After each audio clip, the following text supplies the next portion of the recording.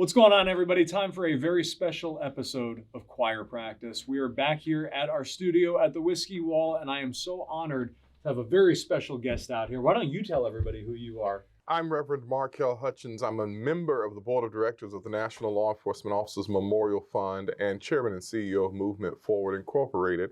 I also lead the largest police community outreach program in American history, National Faith and Blue Weekend, which brings together two passions of yours, faith and law enforcement. So it's good to be here with you. It's nice to have you. Bernie, why don't you tell everyone who you are for people who've been hiding under a rock somewhere?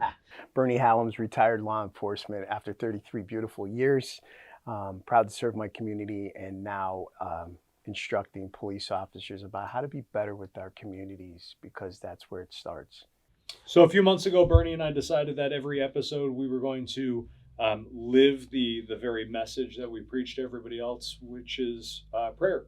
And so we want to open up every single episode in prayer, and we're hoping that you as our guest, I mean, it's kind of your job to sort of do this for a living. So would you be so kind as to open us in prayer? Let us pray. God, we are so thankful and grateful. We are so humbled by your goodness and your greatness. God, we pray that you would be with us today, that everything that we do and say would be to your glory. God, I pray a special prayer of protection over every law enforcement officer that serves in our nation this day. May no hurt, harm, or danger come about them. And God, I pray that in the next coming days and months and years that you would bring us together despite whatever differences we might have, because all of us are your children. We pray that you would be with us in this episode, and something that we say would change and transform and encourage lives. If you do this, we'll be careful to give you praise, because indeed you are worthy. So much we don't know and understand about this life, but this thing we're clear about, you still have the world in your hands. And we give you praise. It's in your name and nature that we pray. Amen. Amen. Thank you. Beautiful opening. So, a couple shout outs before we get started. I want to thank our boy Honey Todd, as we like to call him. He's going to be filming an episode today. He sent us his honey. Every bottle that's sold, $5 goes into a fund to bring wounded officers out to share their stories here in Connecticut. So the website, we'll link it up in the bottom in the show notes. Honey Todd, thank you so much for the support. Warrior 12, I got a little gift here for you. So Warrior 12 is our partners through Law Enforcement Today and Blue Lives Matter, and they support us with some great shirts. I love this shirt. He who kneels before God can stand before anyone. So you are going home with this. Absolutely love it. These guys are obviously huge supporters of the law enforcement community. So now, get to the good stuff. We should probably tell everyone what the deal is with all the whiskey, huh? Yeah. Oh, you know what? Let me do my shot. Oh, yeah, please. So we're wearing these blue pens, standuptojewishhate.org, an organization started by Robert Kraft from the New England Patriots. That is the title, but if you look in their website, it covers hatred of all. Okay, it started as for Jewish people, but it's for all of us. I encourage you to go on to that website. They will send you all the pens that you want for free, because the word, it needs to get out there. We got to stop the hate and keep the loving going. You know, we're in this kind of scary place in society, right? Where you put on the news, you go on social media, and people are led to believe by all of the anger and frustration and trolling online that we're all very different people.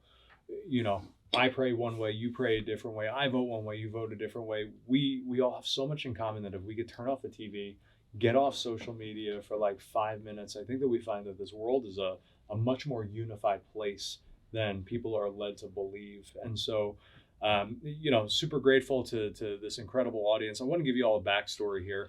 The wall that we're sitting at is a whiskey wall, right? And you're probably sitting here going, man, there are problems with alcoholism. There are all sorts of issues that we have in society. So why are they filming at a wall surrounded by booze? The show Behind the Uniforms was started years ago with Law Enforcement Today, where we would invite active and retired emergency responders and veterans to the studio. They bring a bottle of whiskey, and back then we would share a cocktail on camera. They tell you a story about a good day on the job and a story about a lousy day on the job. This wall, it's not about alcohol. This is a wall of stories. I mean, we have literally hundreds and hundreds of stories here. People that are, you know, we have had wounded officers, we've had surviving spouses, surviving kids of officers killed in the line of duty.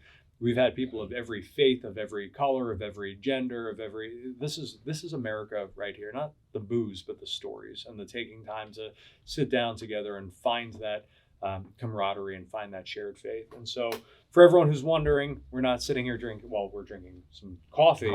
But that's it. And so now, with that, I think it's a perfect lead-in to you and what you're working on. So why don't we start with what you have coming up here, and then I want to dive into your backstory. So in about a month, we're bringing together what has become the only law enforcement conference focused on community engagement.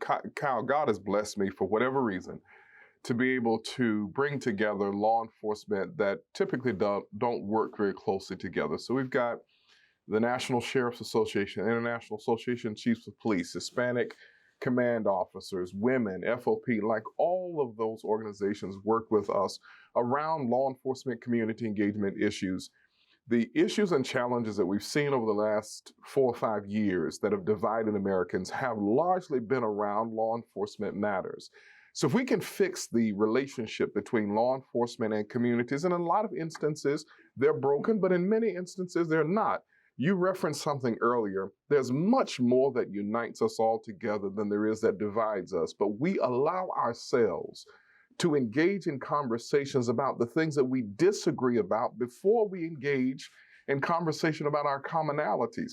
And when we do that, when we focus on the things that unite us and not the things that divide us, we find that no matter where we are or where we're from, there's so much more that we have in common. So a part of our work is helping law enforcement to understand how to lean in to those commonalities and build genuine relationships in communities, because ultimately that is what is going to reduce tension. That's what's going to reduce crime and violence in our communities. I come up from a civil rights background. I was mentored by all of the icons that work closely with Martin Luther King Jr., including his wife, Coretta Scott King, and John Lewis, and Andrew Young, and Joseph Lowery, etc., Hosea Williams, and the list goes on and on. So when I started to see people several years ago on one corner yelling, "Our lives matter," people in a different corner yelling, "Our lives matter," I knew we were going in the wrong direction. Because in this country, we've never progressed when we focus on the things that divide us. We've only progressed when we focus on the things that unite us. So we started really building out the best kind of community engagement programs within law enforcement that we could. So May the 2nd through the 5th in Atlanta, we expect about 2,000 officers from all 50 states to come to Atlanta. We're partnering with the IACP, or the International Association of Chiefs of Police, national sheriffs, literally all of the national law enforcement organizations, to conduct a training where we teach officers, Bernie, how to build partnerships that are mutually respectful, that are long-lasting, and that are impactful to increase communities' engagement with law enforcement, also to reduce the tensions that we've seen that have divided us in so many ways. You know, I don't know about you guys, but growing up, I think that my family made a mistake when it came to the dinner table. And this is a mistake that I think replayed itself in families all across the nation. Black, white, Hispanic, doesn't matter. None of that matters. We were taught there are 3 things that you don't talk about at the dinner table. You don't talk religion, you don't talk money, you don't talk politics. And the reason why I say I think that was a huge mistake is because we have lost the art of civil discourse. Yes. We no longer have civil conversations about things that we disagree with, because we were raised where you don't talk about that.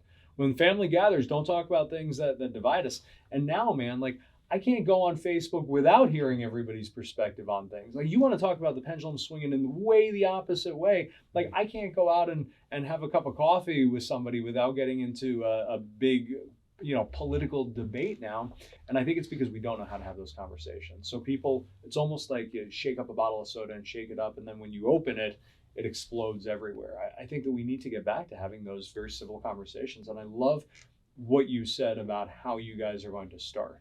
And not just finding the things that we disagree with, but also finding the things that we agree. I mean, that's the story of our brotherhood, right? Absolutely. No, absolutely. And also, too, what I really enjoy in the research I did about you is, law enforcement and clergy, when we deal with clergy generally, it's because we have a chaplain.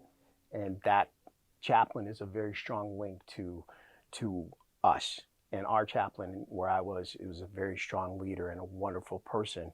But we've also seen incidences where, more so here, where there's more division from clergy. So this is a wonderful thing about bringing everyone together, you know, and saying that we need to know what the problems are so we can reach out and find the solutions. Faith-based organizations constitute the largest body of volunteers in this country. More people attend churches and synagogues and mosques and temples than any other kind of community resource. So if you're a law enforcement leader, or if you're a law enforcement professional, and you're looking to build a relationship with the people that you're protecting and serving, you won't find a better asset and a more potent ally. Again, not just to reduce trust and to build good relationships, but also to engage the community in reducing crime and violence. The number one challenge that we face in our communities now, particularly low-income and marginalized communities, is crime.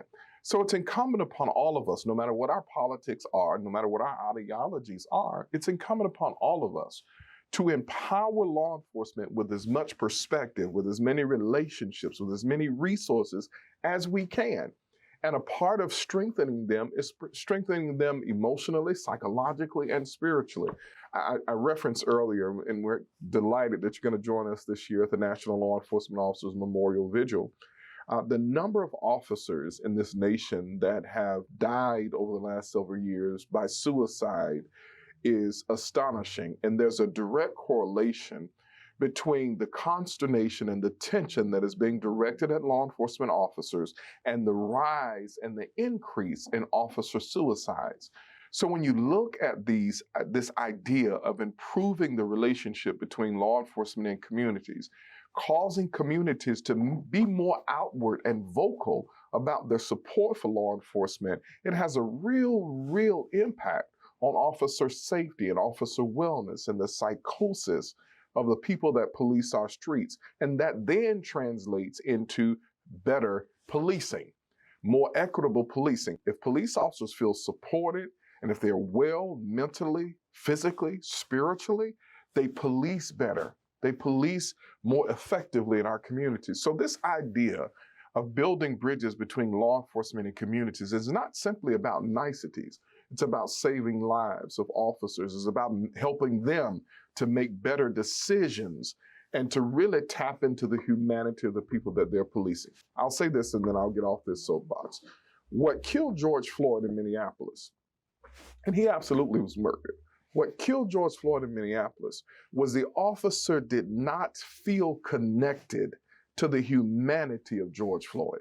He did not feel connected to him as a human being, because if he had, he would never have been able to put his knee on George Floyd's neck. It wasn't flawed policy. He violated the department's policy. So we can't blame it on policy. It was humanity. And some things we cannot teach in the academy, in a sense of humanity and connectedness to the people that you're protecting and serving, is something that we in the community have to gift law enforcement with. And that's what this training conference is all about. But I'll tell you, Kyle and Bernie, one of the things that is most disappointing to me is so many corporations, so many corporate entities that were so quick to align with those who demonize law enforcement are not quick at all to support causes and efforts that actually help and strengthen and support law enforcement. And that's something that's been very discouraging to me. To be very frank with you, when I was leading protests and marches and demonstrations on cops, I couldn't get enough corporate money. They would just throw it at me. But now that I'm in a place where I recognize our best march is not on law enforcement, is with law enforcement and to law enforcement, there is a hesitancy in the corporate community and in the philanthropic community to support causes that actually help law enforcement. And that's something that has been considerably disappointing for me. You know, I got to tell you, I think you're spot on about the humanizing side of things. And it goes without saying that it goes both ways, right? We were in Portland, Oregon during the riots where we saw graffiti all over the walls. We saw violent attacks on law enforcement saying, calling for the murder of cops. There's such a disconnect there on both sides of we've lost our humanity as a society. Yes. And it's absolutely terrifying. And I think if you were to trace back the roots of that, if we go back to when God started being kicked out of society and started being removed from schools and general conversations, I think we began to lose our soul as a nation a little bit. Yeah. I'm glad that you brought up post-traumatic stress. So we've been spending a lot of time on the border covering the stories of law enforcement, right? Not from a political perspective, but like, what are these guys going through? And the guys over at TMPA, the Texas Municipal Police Association, they're on our board of advisors. They brought up a really good point about post-traumatic stress. Now, understand that what I'm about to say here is not to minimize the PTS that our combat veterans have experienced. Some very, very close friends of mine are in that boat and are dealing with that. But I think it's a different kind of post-traumatic stress when you're in law enforcement. What I mean by that is my boys that were overseas that got hit with an IED or that lost their guys, there's an incident or a couple of incidents that it's tied to, but they're able to get out of it, right? When they left the sandbox and they came back here and they were able to go into a whole different environment, they were able to start to process it a little bit differently. It's become a part of society to have a conversation and recognize post-traumatic stress.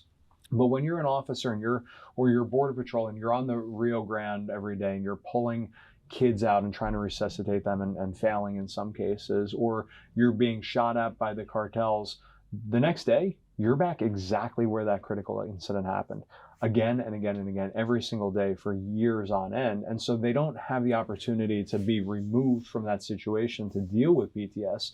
And so I think it's not just incident related, but there's a cumulative effect of post-traumatic stress that people aren't talking about. And I never thought about that, man. I saw it firsthand myself.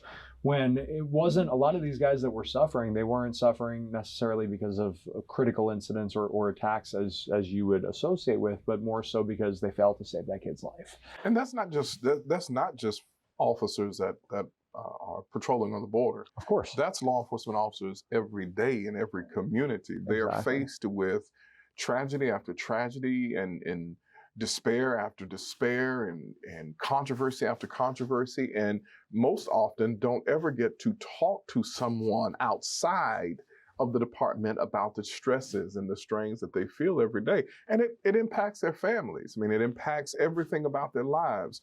One of the things that I've become a big advocate for is every police officer in this country ought to be required to see a therapist. Because of the stress and the strain and what they see and experience every day, you'd have to be inhuman or non-human, not for those things not to impact and affect you. Our law enforcement officers really deserve the kind of support that I think you give them, that we try to give them. And it's, I think, the majority of the American people. Bernie and I were talking before the show started. What we've heard too much from over the last several years is what Dr. King used to call the vocal minority. And we've not heard enough from the silent majority. The silent majority of the people in this country are not divided at all. We all want the same basic things. We see the humanity in one another. We tap into the humanity. We are able to sit at tables of sisterhood and brotherhood. But those are not the voices that we hear in traditional media. And I mean that on all sides. I used to do a lot of commentary for CNN and Fox and MSNBC. And 15 years ago, they would say, "Hey, Reverend, we've got an issue we want to talk to you about. Can you come on?" I'd say, "Yes." Then a few years later, it was, "We've got an issue we want to talk to you about. Tell me what your perspectives are." Now it's, "We've got an issue we want to talk to you about. We want you on one side of the issue and someone else on the other side of the issue," and I refuse to do it.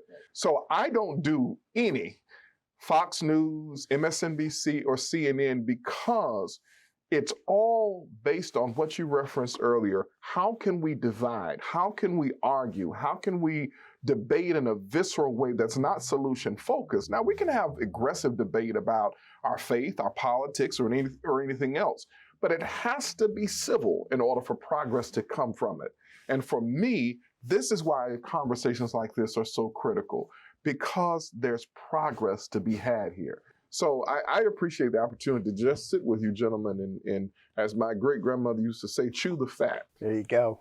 Well, I'm also grateful that you came out here because, let's call it what it is. Some of my content, personally, has been divisive over the years. I'll own that. And yet you were willing to say, you know, let's find something that is crucial to society here, which is the safety and security of all Americans through a partnership based and rooted in faith that brings together the community and law enforcement. And so I'm grateful because, 5 years ago, there are people that would have said, heck, today there are people that would have said, no, we don't align on one or two topics. We're not going to have that conversation. And the fact that you're willing to sit here and chew the fat and talk about that, which brings us together. We don't have to, we can be unaligned on 9 of 10 topics.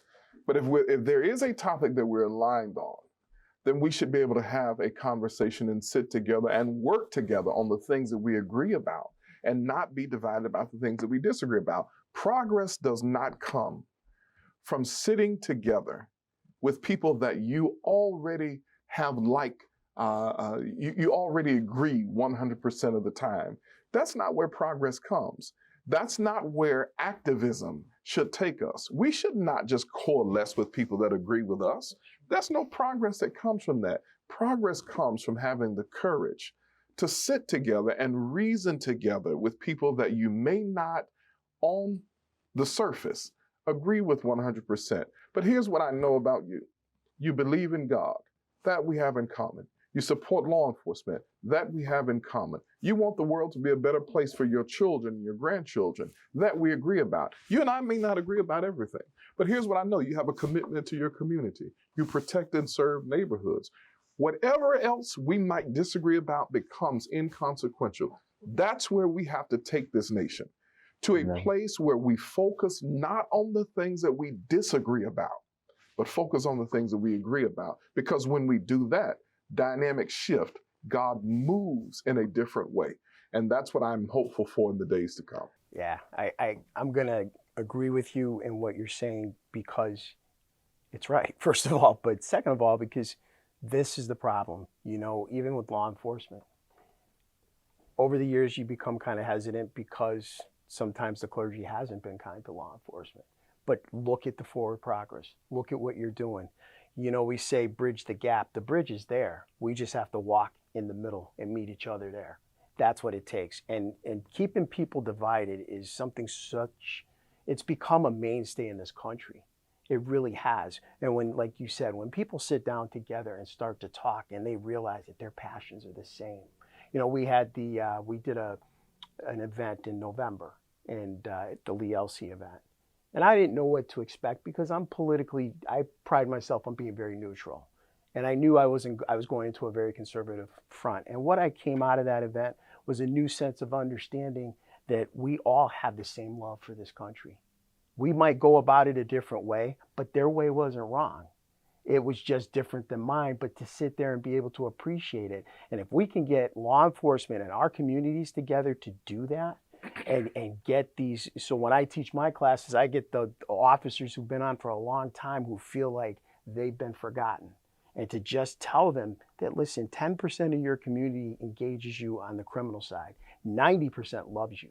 90%, those children want to see you when you walk up to the car. They want those, but you want those moments too. And when we start to all really work together and see those things happen, the amazingness of that is going to change this country. We're going to start having people, traditionally I would have shot this guy because he has a knife, but I know that man lives in a group home, and when he's upset, that is his weapon of choice, but he doesn't mean harm to anybody. When we get those understandings, better things are going to happen. So Bernie, I could not agree with you more. I think more than changing our country, we have to elevate the voices of commonality. The majority of the people in this country that have for a long time been able to work around their differences, focus on the things that unite them. I mean, it happens in every industry, in every community, in every sector. People work together and they play together and they drink whiskey together. And in my case, they smoke cigars together with a vastly different perspective on politics or ideology broadly. But we're able to do that. The challenge that we face is we have allowed in social media and in traditional media that vocal minority to seize the microphone. When we started National Faith and Blue Weekend, we did it for one reason and one reason only: to elevate the voices of the silent majority and help law enforcement officers to understand that what you deal with in that 10% every day, that don't like you because they're committing crimes or they're offending their communities, they don't represent the majority of the people in your communities.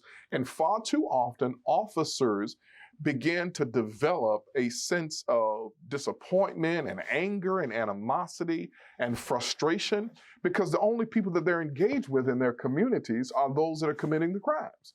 So we started National Faith and Blue Weekend to give them relationship, to give them proximity, to give them support with the silent majority of the people in their communities that love them and support them, that will chastise and correct them when they're wrong, but will stand with them the majority of the time as they do the work of protecting and serving our communities every day. And that's what got us to start Faith and Blue Weekend. It prompted us. Grateful for that. Very grateful for that. I got to tell you a story about how I got called out, because I think that there's a really important lesson in here for people. 2020, 2021, world's gone nuts, right? Super divided. Everyone's at each other's throats. We had, we lost friends, we lost family members because of our support for law enforcement, because of the work that we do. And I was angry, man. I was angry at the whole world. I was angry at Black Lives Matter because I felt like they took things to an extreme. I was angry with what I saw happen in the law enforcement community with the George Floyd situation. I had a lot of anger. And so I was with a friend of mine and I was just ranting, right? I'm so sick of whatever. I don't even remember what it was. And he said, let me give you a piece of advice. Go ahead. I mean, I was filled with fire, man. And he said, you got 4 little girls. I said, I do. He goes, and when those little girls are sitting around on a playground, in a sandbox, whatever, and they're playing with all different kids, you know, little boys, little girls, black kids, white kids, Hispanic kids, Asian kids, what do they know? I said, what do you mean, what do they know? He said, they know how to play. They know how to play with other kids, right? They don't have all of these preconceived notions. They don't have all this drama. They don't have all the politics. They're just at the fundamental roots of who we are as humans. I said, what's your point? He said, maybe before you put someone on blast on social media, you need to look at that person and think of them as being that little kid in the sandbox again. Strip away all of that anger and that frustration and all the things that you've been taught by social media and been taught by the mainstream media. And remember that we're all those little kids in the sandbox. And we are doing a disservice to our children if we don't set the example of we can cut past all that garbage and get back to the roots of humanity again. And that might sound so simple, right? To before we put someone on blast on social media or in our own family or at a party or in work or whatever, to look at them and be like, man, you and I are just those little kids in the sandbox again. But I love that what you are doing in this faith community is focused on essentially that, on finding the essence of the human spirit and going back to that. I want to talk about your childhood. Well, because you and I grew up very different, man. Yeah. A lot alike in some ways. We were super poor, right? But like we have very different upbringings. Let me hear about yours. So I was raised by a wonderful mother and father. My parents were married for 50 years before my father passed away in 2018. My mother worked for the Internal Revenue Service. My father owned a construction company. He was a very successful businessman. I've got one brother and one sister, so I had a very traditional upbringing, but I really started preaching when I was about 8 years old. I started speaking professionally when I was around 14 years old. So when people say, you're an old soul, I think, yeah, I've kind of been that my whole life, but I've always had a yearning and a burning to do good and to really make a difference in the world, not for self-aggrandizement. It just brings me joy to be able to serve someone else. I tell folks, when I was 16 years old, a lot of my friends were partying and, got their driver's license and would go to parties and games and things like that. Honestly, when I was 16 years old, I used to go to the nursing home where my great-grandmother was, and I would play the piano and sing for the residents there. That's just kind of what I've liked to do. So when people say, you never drank? No, I never drank. Never been to a club in my life. And not that I think there's anything wrong with people being able to do whatever they do in moderation, as long as it's not immoral and ungodly. But it's just not something that I've ever been able to enjoy. So I believe the Lord has called me to be light in darkness, to bring people together, to cause those in communities and those in law enforcement to see that there are endless possibilities when we focus again on the things that unite us and not the things that divide us. I love God with my whole heart, but Kyle, and this is going to be controversial, I see God as bigger than my understanding of God. I know God and the free pardon of my sins. I am a Christian, but I also know that there are people that connect to God that don't believe like I believe. And so over these, years, I'm 47 years old now. I've been doing this work for a long time, and I'm not tired yet. I think there's much more to be done. But I think the coming together of people, I'm so glad to be here. I mean, I flew from Atlanta this morning, and I'll fly back this afternoon. I'll be in your studio and in your city less than 3 hours. But it meant that much to me because it's not often that we have an opportunity to really engage with people that also have a broad platform that we may not ideologically agree with. But that's where progress happens. And that's what I hope your audience will do. I hope that we will all become much more intentional about sitting together and reasoning together and sharing a cup of coffee and a conversation with people that don't see the world the way that we do. Because ultimately, I truly believe that that's where progress will come in this nation. Our work around police community engagement is symbolic, if you will, of the work of the cross of Calvary. It's really about extending a hand to those that need a leg up. And so, again, I'm just honored to be here. I hope that you, Bernie, will join us at the Police It Conference. It's Professionalizing Law Enforcement Community Engagement Training. And let me tell you how we came to this. Now, I appreciate that you do training. If you're in narcotics or forensics or any other area of law enforcement, there's some training that is available to you, except those that are assigned to community engagement. So as we were building Faith in Blue Weekend across the country, I would go to city after city after city and see some communities and their agencies knew how to do community engagement, but the vast majority of law enforcement is clueless as to even the difference between community policing, community engagement, and community outreach or community events. So we decided with the U.S. Department of Justice and Homeland Security and IACP and National, just everybody in law enforcement, we're going to change that. And we're going to professionalize the community engagement sector of policing with a clear understanding that if law enforcement does not have good relationships with the community, they will not be able to attract and retain talent. They will not be able to improve officer safety and wellness. They will continue to see a disproportionate number of officers that are losing their lives in the line of duty as well as to suicide. So the Police It Conference is May 2nd through the 5th in Atlanta. We've got researchers and scholars, best-in-class training in this country when it comes to law enforcement community engagement. We've got a town hall meeting. I'd love for you guys to stream it and share it with your audience. But anyway, it's just good to be here. When I was, I worked in TV for about 10 years, producer of news and special projects. And I went to, and this isn't something that I've shared too many times. I took a course. I was flown out to, I won't get into the details of the organization or anything, but I was flown out for this training in reporting in minority communities, right? How to tell better stories. And it was a really cool opportunity for me because growing up, my abuelos, they're darker than you, man. Like we weren't raised to see color or to judge based on anything other than whether or not you were a good person or a bad person. So I was really excited about the opportunity. And the first thing that they showed us on day one, it was an officer shoot an unarmed black man in the back, kill him, white cop.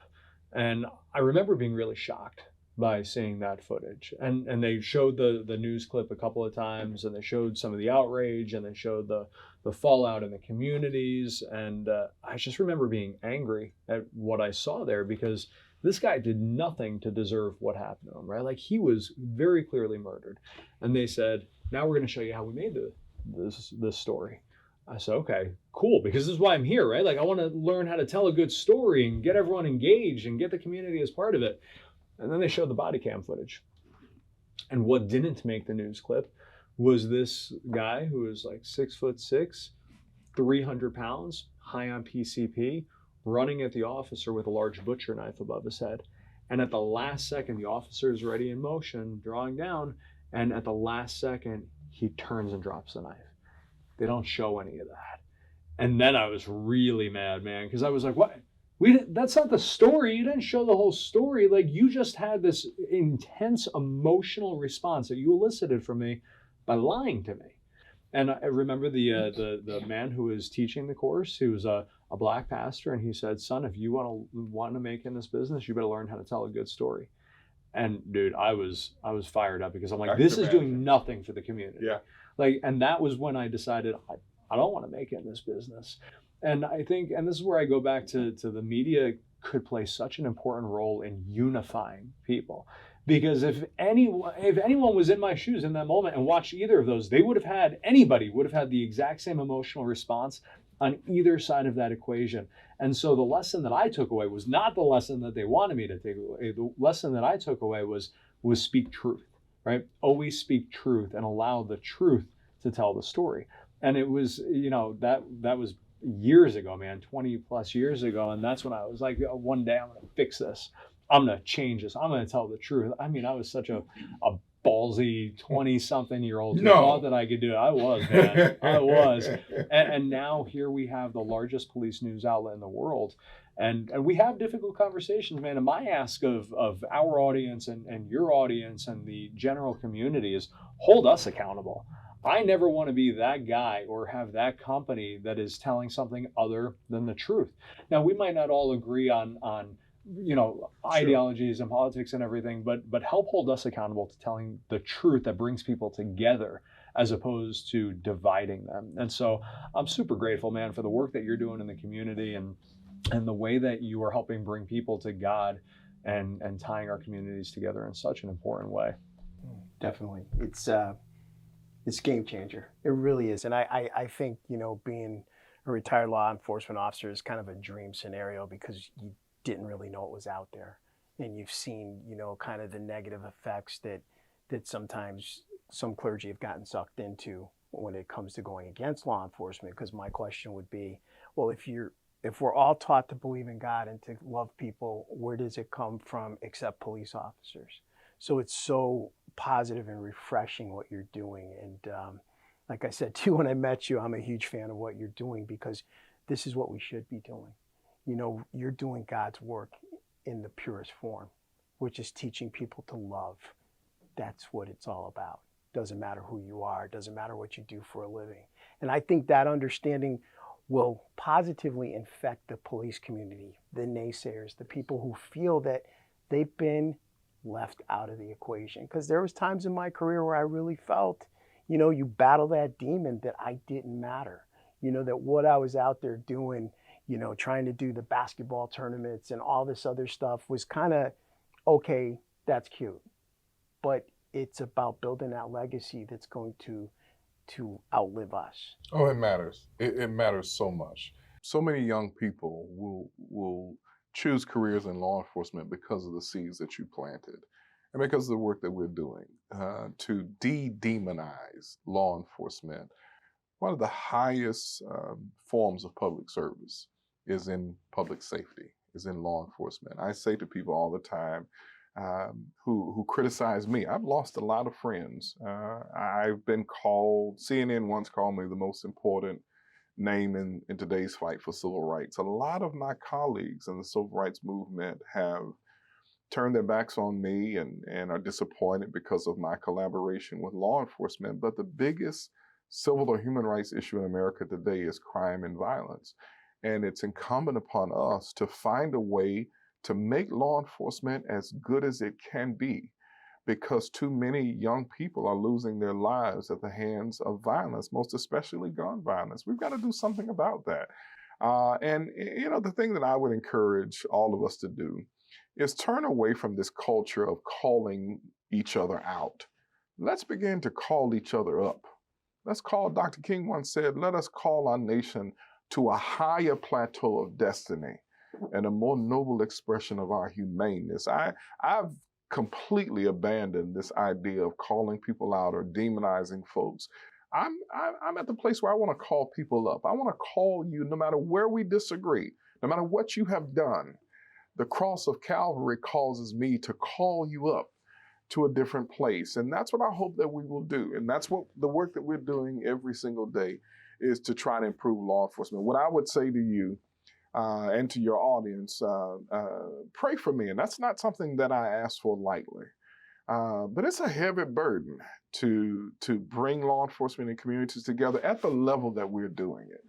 It's going against the grain. There's so many people in this country on all sides of the political extremes that profit from our division, and they misuse law enforcement to do it in large measure. So our effort to unite law enforcement community is met by a lot of resistance, and it's not supported to the degree that it should be. So we've got a lot of struggles. I'll just be transparent since we're sitting around this table. I had to furlough myself from our organization because there's just such a lack of support.